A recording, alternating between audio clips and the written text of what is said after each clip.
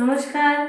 আজকের আমি এই আলু, গাজর, কলা, পেঁপে, সজনে ডাঁটা দিয়ে মাছের ঝোল রান্না করছি।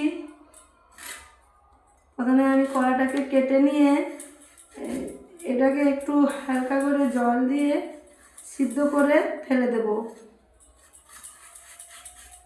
জলে দিয়ে দিয়েছি কলাটাকে, জল দিয়ে কলাটাকে সিদ্ধ করে নিচ্ছি এবং ঢাকা দিয়ে দিচ্ছি। জলটা এই দেখুন 3 মিনিট ফুটানোর পর কলার কষ জলটা বেরিয়ে গেছে। কড়াটা এখন গরম হয়ে গেছে, এবার আমি কিছুটা তেল দিয়ে দিচ্ছি। এটা গরম হবে, কলাটাকে দিয়ে দিলাম আর যে সবজিগুলো আছে একসঙ্গে দিয়ে নাড়বো। কলার সঙ্গে সঙ্গে অন্যান্য সবজিগুলোও ভেজে নিচ্ছি। কিছুক্ষণ ধরে সবজিগুলোকে নেড়ে নিচ্ছি। সবজিগুলো ভাজা হয়ে গেছে, এবার নামিয়ে নিচ্ছি।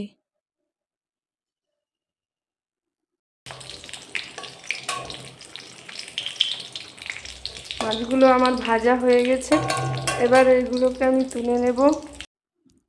আমি আদাটা আর পেঁয়াজটা বেটে নিয়েছি, কাঁচা লঙ্কাগুলো চিড়ে রেখেছি, টমেটোটা কেটে রেখেছি। কড়াইতে তেল দিয়েছি, তেলটা গরম হয়ে গেলে পেঁয়াজ দিয়েছি।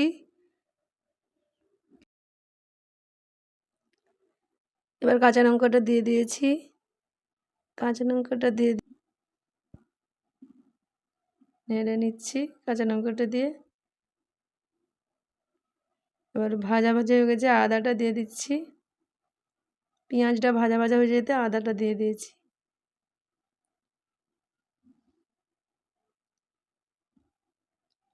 ধনে গুঁড়ো দিয়ে দিয়েছি, জিরে গুঁড়ো দিয়ে দিয়েছি।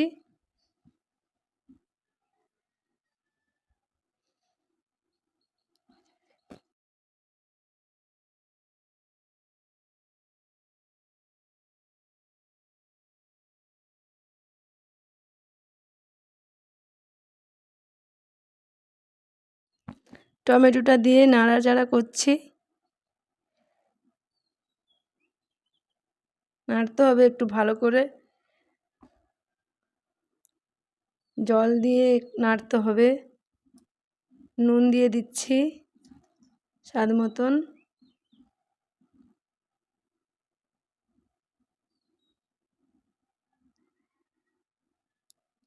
ভালো করে টমেটোকে নাড়তে হবে,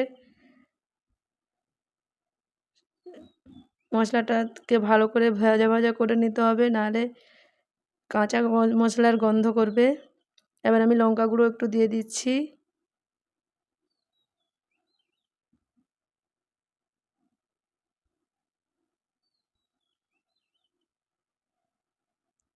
এবার এটাকে নাড়তে হবে একটু ভালো করে।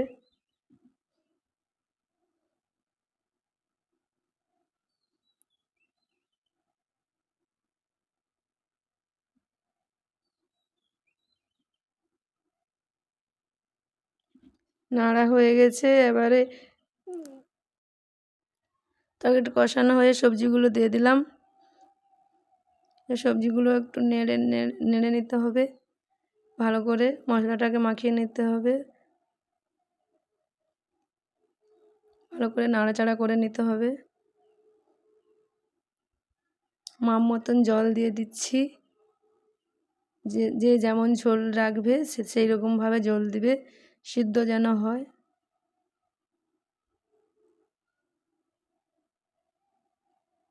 ভালো করে নেড়ে নিতে হবে।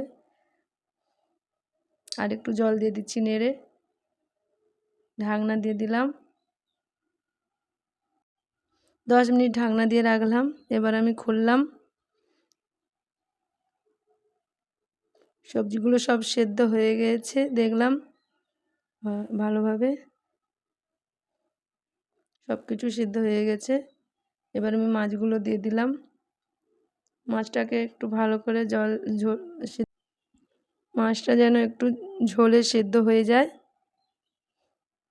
ফুটিয়ে নিতে হবে একটু মাছটা দিয়ে। কিছুক্ষণ ফুটিয়ে নিয়েছি, এখন আমার রান্না হয়ে গেছে।